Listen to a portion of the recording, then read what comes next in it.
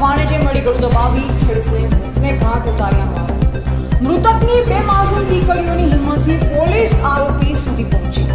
થરા તાલુકાના ગણેશપુરા ગામમાં ખેડૂતની હત્યાના બનાવે સમગ્ર પંથકમાં ચકચાર મચાવી છે। ગળું દબાવીને કરાયેલા હત્યાનો ભેદ પોલીસે ગણતરીના કલાકોમાં જ ઉકેલી કાઢ્યો છે।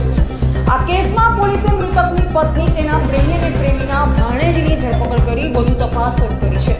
પોલીસના જણાવ્યા મુજબ મૂળ ઈઢાટા ગામના રહેવાસી અને હાલ ગણેશપુરા ગામની સીમમાં ભાગીદારીથી ખેતી કરતા ગમાભાઈ વાઘાભાઈ ઠાકોરનું 8 જુલાઈની મધરાત્રિએ શંકાસ્પદ સંજોગોમાં મોત થયું હતું। શરૂઆતમાં બનાવ સામાન્ય મૃત્યુ હોવાનું દર્શાવવાનો પ્રયાસ કરવામાં આવ્યો, પરંતુ મૃતકની 2 દીકરીઓએ સમગ્ર ઘટનાની હકીકત પરિવારજનોને જણાવતા મામલો હત્યાનો હોવાનું બહાર આવ્યું। તપાસ દરમિયાન સામે આવ્યું છે કે મૃતકની પત્ની નર્મદાબેન ઉર્ફે નબાબેન ઠાકોરને પ્રેમજીભાઈ કાળાભાઈ પટેલ સાથે પ્રેમ સંબંધ હતો। ઘટનાની રાત્રે પ્રેમજીભાઈ અને તેનો ભાણેજ મુકેશભાઈ માવાભાઈ ઠાકોર નર્મદાબેનને મળવા આવ્યો, જે દરમિયાન ગમાભાઈ જાગી જતા બોલાચાલી થઈ હતી। આરોપ મુજબ બોલાચાલી ઉગ્ર બનતા નર્મદાબેને લાકડાના પાટકાથી હુમલો કર્યો, જ્યારે પ્રેમજીભાઈ અને મુકેશભાઈ દોરડાથી ગળું દબાવી ગમાભાઈની હત્યા કરી નાખી। હત્યા બાદ ઘટનાના અકસ્માત કે સામાન્ય મોતનું સ્વરૂપ આપવા માટે મૃતદેહને ખાટલા પર ગોઠવી દેવામાં આવ્યો। મૃતકની 2 દીકરીઓ રિંકલબેન અને અંજલિબેન આ સમગ્ર ઘટનાની નજરે જોનાર સાક્ષી હતી। બંને પોતાના કાકા સુરેશભાઈ વાઘાજી ઠાકોરને મધરાત્રિએ બનેલી ઘટનાની જાણ કરી। દીકરીઓ પાસેથી મળેલ માહિતીના આધારે સુરેશભાઈ થરાદ પોલીસ મથકે ફરિયાદ નોંધાવી। ફરિયાદના આધારે ડીવાયએસપી SM વારોતરિયા અને PIAG રબારીના માર્ગદર્શન હેઠળ પોલીસે તાત્કાલિક તપાસ હાથ ધરી। પોલીસે ટેકનિકલ અને માનવ સૂત્રો આધારે તપાસ કરી પત્ની સહિત 3 આરોપીની ધરપકડ કરી કાયદેસરની કાર્યવાહી હાથ ધરી છે। પોલીસ સૂત્રોના જણાવ્યા અનુસાર મહિલા આરોપીને કાયદાકીય જોગવાઈ અને ઓળખ પરેડની પ્રક્રિયાને ધ્યાને રાખી મીડિયાથી દૂર રાખવામાં આવી હતી। સમગ્ર મામલે થરાદ પોલીસ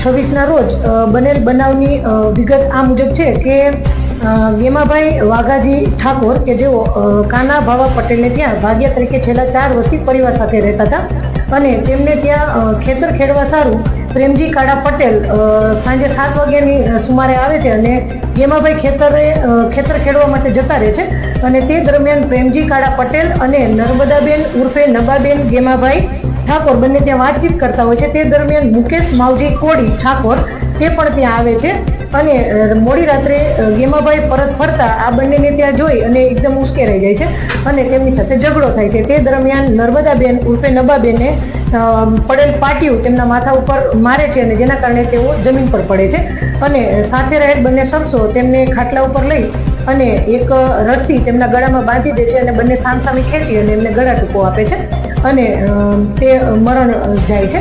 ત્યારબાદ સવારે 7 વાગ્યાના આસપાસ મુકેશ માવજી ઠાકોર ફરિયાદીને ટેલિફોનિક જાણ કરે છે અને ફરિયાદી અન્ય 6 શખ્સો સાથે જે તેમના સગા સંબંધીઓ છે તેમની સાથે બોલેરો ગાડી લઈ અને ઘટના સ્થળે પહોંચે છે અને ત્યાં તે ગામના સરપંચ કરશનભાઈ દરજી પણ હાજર હોય છે અને તેઓ પોલીસને જાણ કરે છે અને સમગ્ર ઘટના બાબતે જણાવે છે અને ત્યારબાદ જે ફરિયાદી છે તેમના ભાઈ એટલે કે ગેમાભાઈની દીકરીઓ આ સમગ્ર ઘટના બાબતે તેમને જણાવે છે અને ત્યારબાદ પોલીસ ત્યાં પહોંચે છે અને ગણતરીની જ કલાકોમાં આ લોકોને રાઉન્ડ અપ કરી અને કાયદેસરનો ગુનો નોંધી અને કાયદેસરની કાર્યવાહી હાથ ધરવામાં આવી।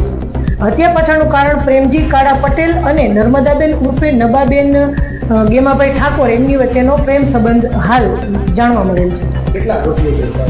કુલ 3 આરોપીઓ છે, જેમાં ગેમાભાઈના પત્ની નર્મદાબેન ઉર્ફે નબાબેન ગેમાભાઈ ઠાકોર, પ્રેમજી કાળા પટેલ અને મુકેશ માવજી કોડી ઠાકોર। મુખ્ય આરોપી હાલ 3 મળી અને કાવતરું રચેલ હતું, જે જણાવ્યા મુજબ તેઓએ પહેલેથી જ આ કાવતરું રચેલ હતું અને નર્મદાબેને તેમને પકડી રાખેલ અને અન્ય બંને શખ્સોએ તેમને ગળે રસ્સી બાંધી અને ગળા ટૂંકો આપેલ છે। હત્યામાં વપરાયેલ રસ્સી અને હાલ પોલીસની તપાસ ચાલુ છે, અન્ય તમામ વસ્તુઓને કબજે કરેલ છે।